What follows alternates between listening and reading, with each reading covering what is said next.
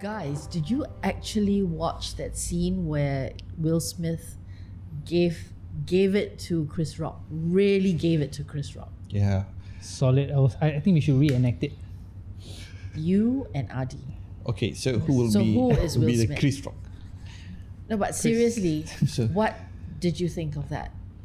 Do you think it ought to be condoned? After all, he is defending his loved one. I think the Oscars and who was involved really got caught up in the situation. I thought it was staged, but it wasn't staged because he really swung his hand at him. But you had everyone backing Will Smith for standing up for his wife. It only took about a day later when people started to speak up and say, hey, that isn't the right thing to do. There is no room for violence. I don't think it was a day later. It was probably a few hours later, because if you go into Facebook, you see all these actors and actresses, even influencers, they're all talking about it and saying that he should not have done it. Yep, I think was out of place. There is no room for violence. Even if you're unhappy, there's no room. But anyway, it was a stand-up comedy. You know, the Oscars is always about that. Will Smith is himself a comedian. You know, so I really thought that whole thing got blown out of perspective. You know, he could have done it differently. His wife could have reacted differently. And we talked about it. I think the wife should have been the one responding, you know, and not so much Will Smith. It would have been stronger if Jada Pinkett had stood up and said something. You know, it really would have been stronger. I wonder if I wonder why Jada did not stand up and say, yes, thank you for that prospective role. Producers, please take me for G.I. Jane 2, please. I guess, you know, in Hollywood, a woman is defined by her beauty. If you look at a lot of leading actors and actresses, they are handsome, they are beautiful, that luscious hair, you know, and that chiseled look. They're just defined by their beauty. And for Jada Pinkett to suffer from something like alopecia, it probably had her spinning out of control, because look, she's losing her hair. Alopecia is an immune disorder where your own body is rejecting your own hair, and it is causing you to get patches of baldness. Your hair falls out. You know, your hair actually falls out, and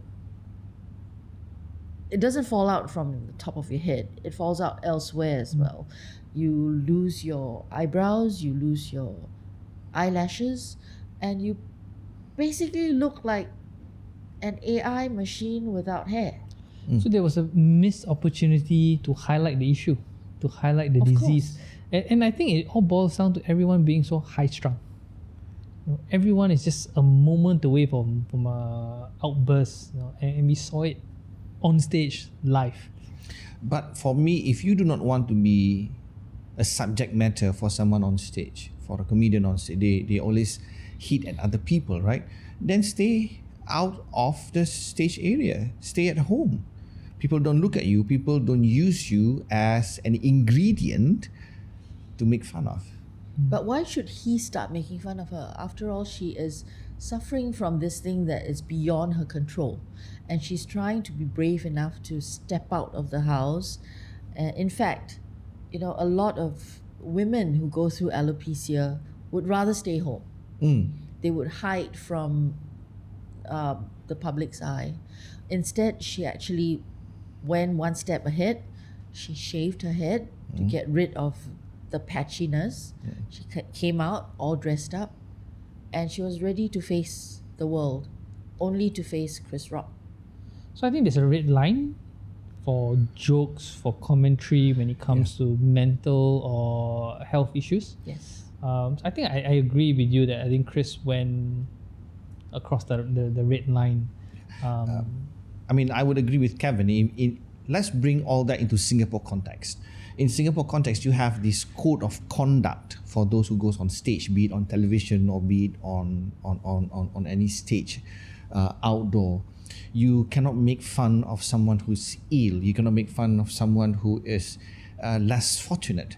You need to stay on the safe zone. You don't make fun of the races. It has to be. It has to fall on a certain harmonic values that you don't make fun of other people in the wrong way. Some people might be offended, right?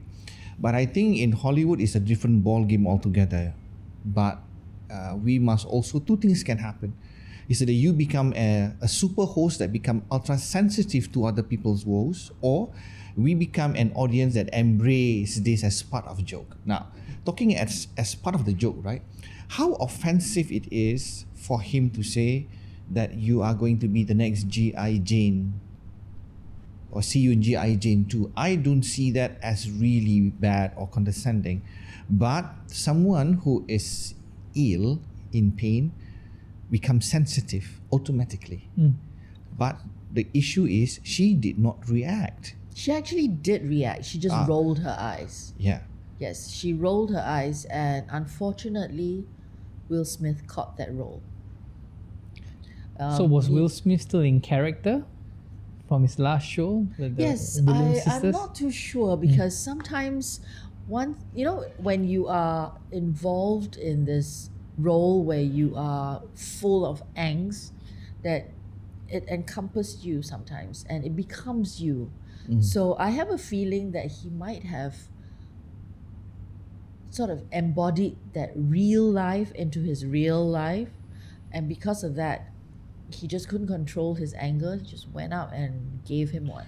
I wouldn't disagree. We look at all those method actors and actresses.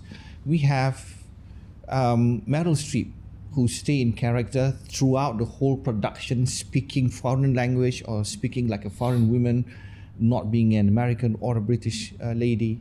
But once the production is over, she gets back into her real life. So you must be able to define how long did the production end that he still have to behave in such a manner.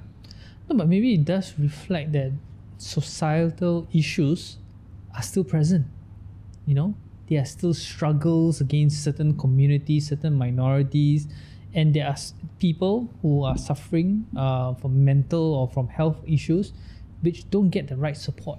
You know, so I think he must have, it broke him lah. That was the last straw that broke him. But he could have shouted back, just get a mic, talk back. Why must you hit? Correct. Yeah. So it boils down to there are societal issues, and there's no place for violence. There is totally no place for violence. There's definitely no place for violence, especially when in this day and time, when people in Ukraine, they are facing violence every day with bombs dropping, and it's like, who are you? Why are you being a grade school boy coming up? And it's like, why'd you talk about my mother like that? And wham bam, thank you ma'am, the guy who spoke ill of his mother falls on the ground. In this case, the guy who spoke ill of his wife. There's no place for violence. If you really think about it, there's enough violence in the world to sort of like cover everybody.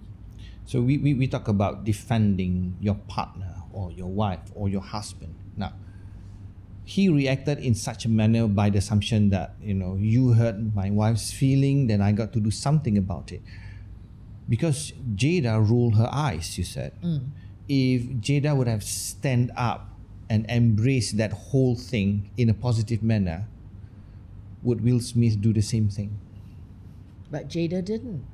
Jada didn't even stand up. If I was Will Smith, I would just control and then whack it back in my thank you note. When I get the award, should I get the award, I have the platform to talk back. So is it just being oversensitive? I think we had a lot of this discussions before. People are just overreacting in this day and age. Is it because of societal pressures or the need to be seen to be responding to criticism? If you want to be a performer, you want to be an artist, you want to be an actor, you want to be a singer, you must also be ready to be criticized. You must also be ready to be made fun of by people whom you do not know, because every single action of yours equates to money. Every single action of yours equates to like, I want to emulate this good deed. I do not want to be like that, because you are in people's faces every day. People follow you over social media. People follow your music. People follow your movies. You become a leader that people wants to be. So if you're not ready to be a star or a superstar, then you should not go out there. But stars are human too. Yeah. But then again, that differs you from normal people, right? You are a leader. You want to be a star, you must be ready to be criticized. You must be ready to be made fun of. You want to hit back, you need to hit back nicely. You know, once I read somewhere, Gwyneth Paltrow actually said this: a star is someone with the face of an angel, the body of a goddess, the mind of a killer, and the height of a rhinoceros. So once in a while, whenever friends who are in the business feel a bit out of place because they were criticized by the media or they were criticized by people who are not fans, I would ask them, are you a star? Because you definitely have the face of an angel and the body of a goddess, but do you have the mind of a killer and the height of a rhinoceros? If you don't, then you're just basically half a star. I think that's a good point. Yeah. I mean, everyone wants to be a star. Everybody wants to make the big money. But once the criticism comes in, there was... You hit must the be able table. to handle it Yeah. and control But- your temper. It's very, very important. Mind of a killer is because you have to anticipate what people are Yeah. going to say. And then you have to anticipate your reaction to what the people are saying. And height of a rhinoceros is, look, you know, even sometimes bullets bounce off you. So why let little bit of criticisms or even people making fun of you sort of like rule your lives? I think that's where I think Adi mentioned the code of conduct. I think it was IMDA or MDA. Yeah. I think that really helps, and I think it's all about education. But then again, stand-up comedy, you really go after the people that are sitting there. True. Yeah. Stand-up comedy, if it's under live television, it has to carry a different signal. It has to carry a different language altogether compared to an enclosed area where there's no broadcast anywhere.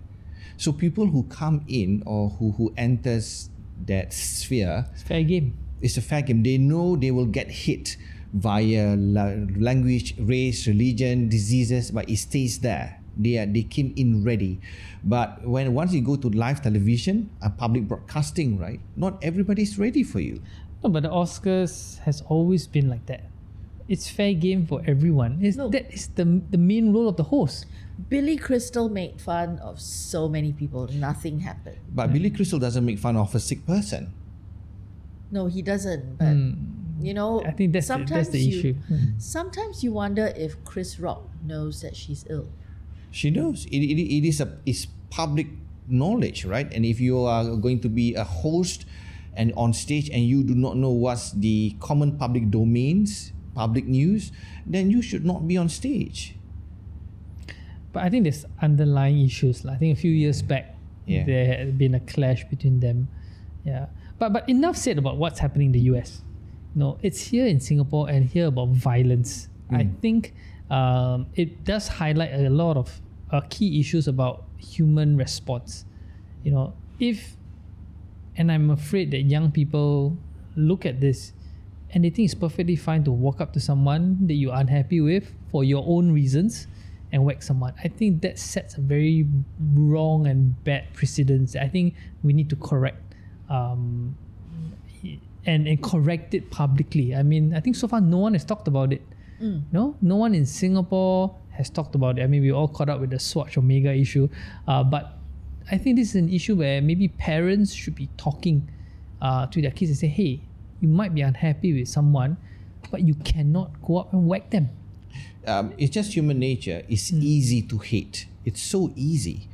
It's so easy to just dislike someone who behave so ostentatiously, and it takes a lot of effort to just undo that hate. Like, oh, no lah, let's forgive them. Maybe he has reasons on the things he said. If I walk away, nothing will happen. But yeah, I chose to face it. Then there are consequences. Walk away from it. Yes, but often you're told to face your bully face on. Face them head on, and then because they're bullies, they will back down. Correct. But if they don't back down, do you hit them? No, you don't. See, if I always tell my kids, if you do it back to them, you're just as bad. You know, so you face up to them, you stand up to them, but you never hit. You cannot hit. Yeah. I would take a different stand. Unless they whack you lah, then you It's whack like, back. In the act of defense, Yes. give it to them. Of course. But if they were to say something and it doesn't hurt you, walk away. If they say something, your hair don't fall, walk away. If they say something, it doesn't cause you any bleeding anywhere, walk away. But if they start to hit you first, then you need to defend yourself. Yep. Then you do it. I would agree on that bit. Just like I say, it's in Singapore, right? People are so riled up, so stressful. It's easy to get angry. It's easy to get upset. We see it all the time at the hawker centers, on the bus, in the queue. It's just a little remark will just set someone off. Yeah. Is it a sense of entitlement in I don't Singapore? think so. It's more like, it's in a space where you don't have your own private space, where people are in your face all the time because it's a crowded city. Now, if you were in a country like New Zealand, you hardly hear of murders unless it's terrorism. But I think it's also upbringing. It's your family, your values. I mean, you can be cramped in a cramped location, an apartment block, but if you have the right values, I think you can cope, with that proximity to one another, or the stresses or the discomfort or the inconvenience. It's like having an only culture. child. You an need only to child. imbibe it since young. Yes. What if the parents don't have that values? So parents need to change first before they impart it. And I think parents can, this day and age, parents might need some help, some advice. How dare you? I consider old parent really. But I think it's that role modeling. So I'm very concerned that people will see this as an okay action. It's Yes. like my idol Will Smith did it. Yeah. And it's what happens after. People were cheering for him when he received the award. But that was what the media covered, and everything else where you talk about the social media, the apology and all, gets less coverage because it's not sensational. By the virtue of something that's sensational getting more coverage, people only see that part, and I think it will send a wrong message. And I bet you will see another incident happen. Could be Hollywood, could be here, could be the auntie and uncle on the bus fighting, and what they do, they just slap. They mimic, He has millions of followers, millions of it. He has millions of fans in the singing industry. And if he is not punished for being angry on stage publicly, there'll be a lot of people who think that it's okay because Will Smith did it, I can do it. Yep. He should go out and stop people and have a campaign to say violence is wrong. But he did come out on his Facebook, on his Insta to say, I'm sorry, and he apologized to Chris Rock. So Judith, One day later. so today I hit you on the head with a hammer. Tomorrow I come and say, sorry, I hit you. I was so angry, I cannot control myself. But you have a cracked skull already. In this case, Chris Rock has a cracked ego. A cracked ego and a cracked skull, that's It's- no, totally it's- different. Yeah, I know. It's like I got hit. It's like, where am I going to put my face? It's so embarrassing to know that it's for real. And I can even defend myself. He stood down there helplessly, and all he said, this is a history in television. and I thought he took it well. Yeah, I was just going to say, I think it's another learning. Yeah, he is the bigger person in this event, though he may have a foul acid mouth or an acid tongue, but when he got hit, the show goes on. Yeah. And he recovers quickly. He did not say anything bad, but it was Will Smith who riled up and got so angry. So I think this is two learnings. Learning of what not to do and learning on how to control your emotions. He could have fought back. He could have said something. And it will become so ugly. Yeah, but he... No, I yeah. suppose he's got his training as a stand-up comic. I'm sure he got hit when he first started out as a stand-up comic, because he probably pulled out someone from the audience and it was not right. So he probably got hit, and he learned from there that the show must go on, otherwise he won't get paid. So that's why. So I think the story henceforth should be about him coping with aggression, coping with making a mistake, because he did make a mistake by going after someone who is medically not well, and having the upper ground, no? Being the bigger person. I think there should be a story about that. That covers the aspect. He, at this point, he encapsulate what a good host would be.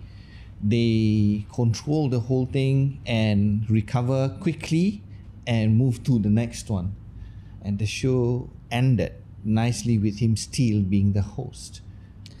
Still funny. Yep. I think we need to learn from him. Almost. Yeah.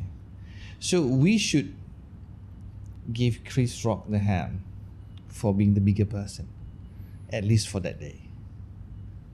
So let's hope that this would be the right message going out from this incident, that people, society learn how to be the bigger person, no, to control whatever they're feeling. Definitely he was angry, but I think he held himself well. Thank you.